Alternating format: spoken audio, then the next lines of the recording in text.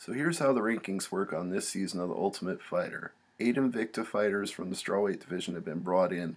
8 fighters were chosen by UFC at the open tryouts, and they were all seeded by the UFC in terms of what they perceive as their prospective ability to win the title, ranked from number 1 to number 16. It's like a March Madness tournament bracket. Number 1 fights number 16, number 2 fights number 15, and so on. How does this work with choosing teams? Well, the winner of the coin toss can either pick the first fight or the first fighter.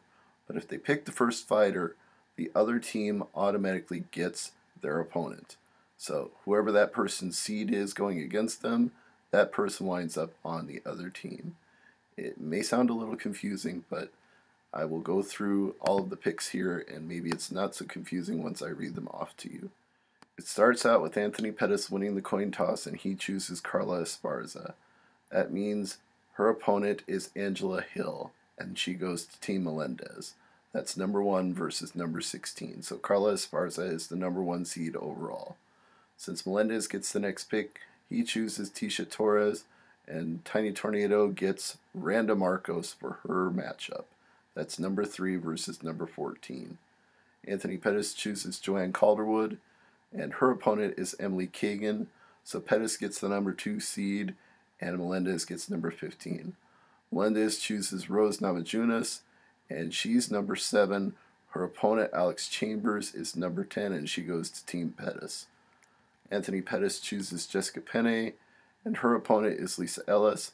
So Penne is number 4, and Ellis is number 13. And if you remember Fast Eddie Ellis, that's her husband. Team Melendez takes Heather Clark, and her opponent is Felice Herrig. These two have fought before. Herrig and Clark are number 6 and number 11 respectively.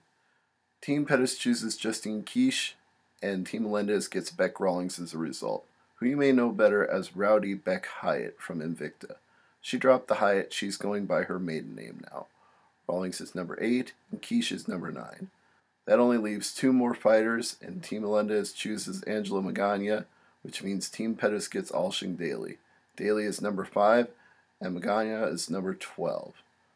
So, with that said, we move on to making the fight announcement, and Melendez has chosen his first pick, Tisha Torres, to face Randa Marcos. The key to this fight was that Marcos had a size advantage. She looked like she was a whole weight class up, and she went for takedowns frequently and got most of the takedowns that she went for. Now, that didn't always work out in her favor, because in the first round when she got a takedown, Tisha Torres got her in a triangle off her back and was putting her in a world of hurt. But in the second round and in the sudden victory round, her size advantage proved to be a factor. It wasn't that Torres gassed out, but it was just that Marcos bullied her. I mean, anytime they got a clinch, she would get the better of it, and when it got to the ground, she would keep working for position, and got a couple of good mounts here and there. And with her size advantage, even when she was in half guard, it still looked like she was in full mount. That's how much bigger she was. She was at least 3 inches taller than Tisha Torres, who they called the Tiny Tornado for a reason. Torres never gave up, but she was just out-muscled, and 2 takedowns in the sudden victory round sealed the deal, because all 3 judges gave it 10-9 in favor of Marcos. So number 14 knocks off number 3 in the very first week of the show, which leads to the announcement of next week's fight.